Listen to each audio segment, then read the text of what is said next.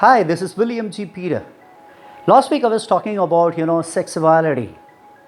All kinds of sexual activities, whether it is in the bond of the very heterosexuality between an husband and a wife, or extramarital or premarital or LGBT, all other sexual activities are absolutely nothing to do with God of the Holy Bible. Today I would like to talk about another tough question. Who created God? How did God come to a being? This is a very important question and talking, points from both atheist and theist. Most of the atheist communities, agnostics or skeptics communities are not convincing, answers given by the scholars. There has been numerous scholars, studying this subject, studying Bible or studying some of the literature and trying to give an explanation, but still, the debate is going on without any agreements.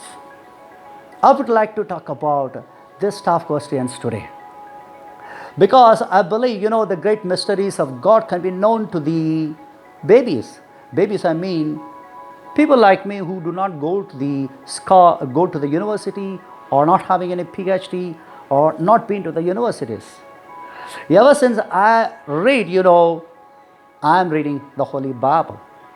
Matthew 11 and 25, the Lord was saying, the mysteries of God cannot be revealed to the wise and prudent men of this planet. Rather, it can be revealed to the babies. So, I would like to answer this question. Before I attempt to answer this question, who created God, I would like to give you an analogy because the analogy can sometimes help us to understand, very tough questions. Assume that you are going to the orphanage and calling an orphan boy and asking a question, who is your parents? Then the orphan boy probably say, I don't know my parents. How do I know my parents? If I know my parents, then I would have not been here. That may be his answer.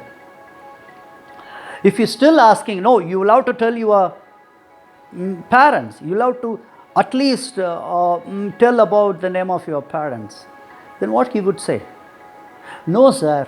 Really, I do not know my parents.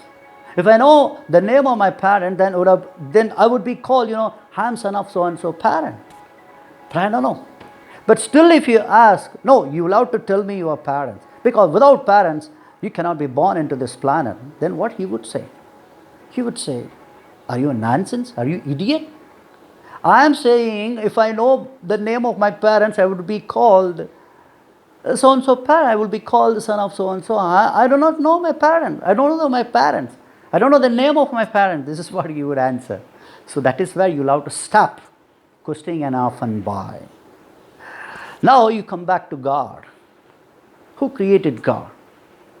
God would probably say, I'm an eternal God. So that means I am the first and last. It is unfortunate, I am differ from the explanation given by Western scholars. Eternity means there is no beginning, there is no end. This is what, the Westerners are saying it, but I am differ in that, explanation. Eternity means first and last. God is an eternal. So that means God is first and last. There is a beginning and there is also an end. Between this beginning and end, we cannot understand the distance because such a huge. Therefore, in our common sense or in our human brain, we cannot understand the distance or the time between the first and last. That's what I'm saying, eternity is all about. So when God says, I'm an eternal God, He is first. There is nothing before, there is nothing beyond last. So God is a first. He came into a being and realized He is having enormous power. He can create, He can destroy, He can do whatever He wishes. That's what God is all about. So God is like an orphan. God was alone. There was nothing before God. So God is an eternal God. God is first and last. Now, God created the heaven and earth. And also God created the angels. God created angels because, the angels are to assist God. So God create an organization in which, there was angels. And God, made one angel among the other angel as a leader. So one day, this leader or this, number one angel, seeing, how God created the heaven and earth. So on seeing, the creation of heaven and earth, this angel having an idea, why don't I become like God? I give you one more analogy. You're working in an organization and the MD is and the managing director, or the chief executive is so luxurious. He's having, all the powers like that. Then among the subordinates, it is natural, to become like the master, become like a boss. There is no fault in it. The same kind of a thought only came to the angel. And this angel, thought to himself, I received, some power to think. Now I can also think against God, and I can topple God, and I can sit in the seat of God. This is what, he's thinking. So how did he receive this kind of a thinking? How did he receive this kind of a concept? That is also come from, eternity. So nothing can come without the knowledge of God. So God was listening. Oh, this angel is thinking against me. He does not understand I am a supreme God. I know everything. There is nothing come without my knowledge. So God was waiting and watching. And this angel, talking to fellow angels and gathering a group so as to rebel against God. One day what happened? God summoned, that angel to come. Then said, are you thinking against me? Do you want to become like me? Then he said, yes, I want to become like you. You can become like me, but there is nothing come without my knowledge. The moment, you started thinking against me, I know that is the kind of a concept that has come to you. But I was waiting. You are very frank or not? So you did not come to me. But you started thinking against me. That's what, the guilt. That's what the mistakes. Now you know I am a supreme God. You thought God does not know. I do not know. But now I summon you to remind you the day you receive this kind of thoughts against me is known to me. Therefore, at least you can understand I am a supreme God. There is nothing happened without my knowledge. So it is natural you receive such a thoughts. I am not saying anything, but repent. Do not develop your attitudes of rebellious. But the angel said, no, Lord. Because this is same, this is a very critical moment for him. He should have confessed, there itself. Yes, Lord, I am sorry. But he didn't. He relied upon the thinking, that came to him. So, God came into being first. And secondly, there is something against God came into an angel. So, the angel was now discussing with God, debating with God. God said, I have a full power.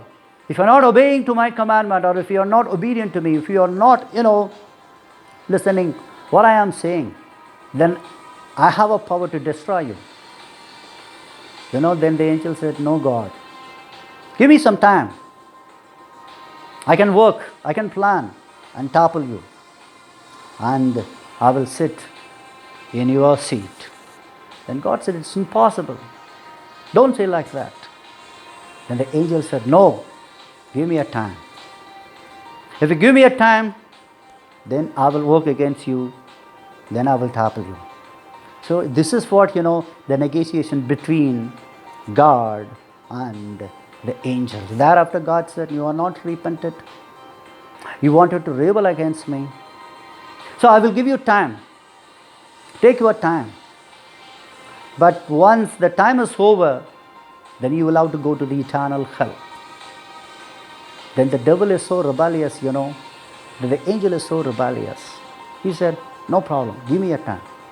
So he taken a time, and God threw him away his presence. And that is the moment, that the angel of the Lord become a devil. So the adversary of God was removed from the presence of God, and he was thrown.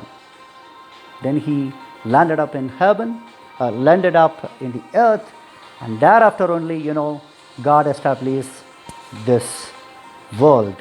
I mean, God created heavenly bodies, sun, moon, and other stars, plants, animals, everything. So keeping in this, negotiation only, God created Adam and Eve and informing them, you not to touch the fruit from the tree of the knowledge of good and evil. But unfortunately, the devil deceived this Adam and Eve, and the world has begun. So God came into being. There was nobody created God, but God himself is a first. There is nothing before first. So God is like an orphan in the beginning, alone. There was nobody. So God came into being first, and thereafter, second, the adversary of God came into a being. And thereafter, the battle has begun. Now we are in the last days of the game. Now the question is, we will have to stop somewhere else. Peeling of an onion does not lead anywhere. Lead only to nothing.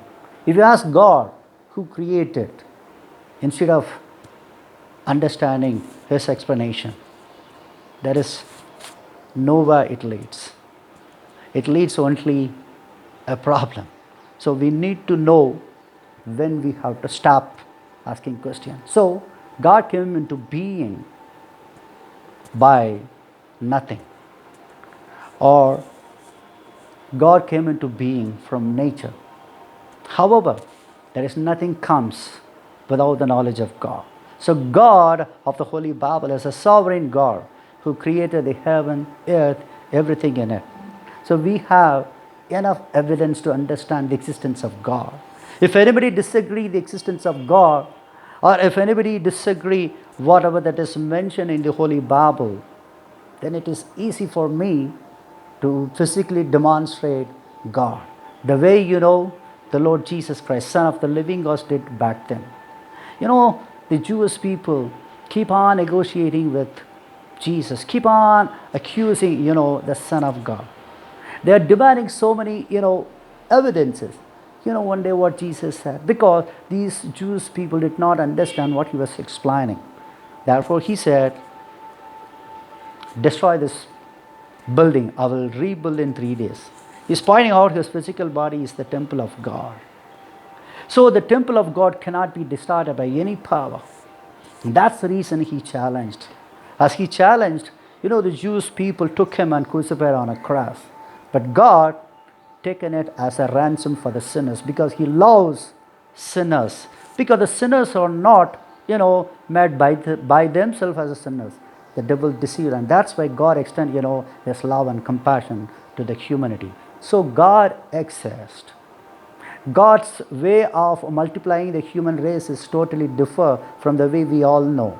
This is a sinful way, where the sinful activity plays a greater role.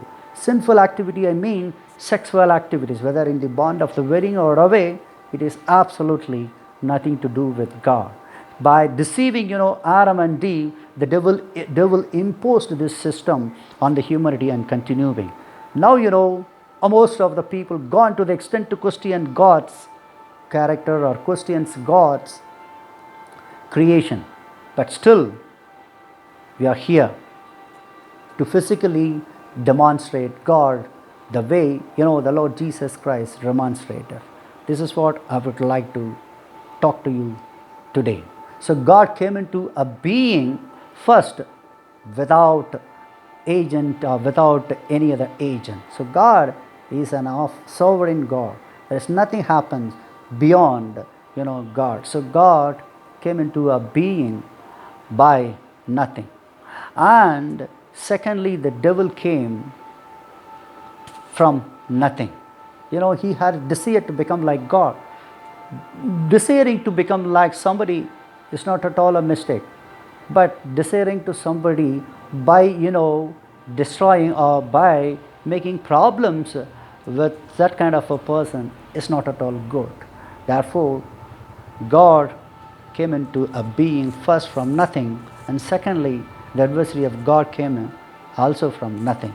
This fighting is going on.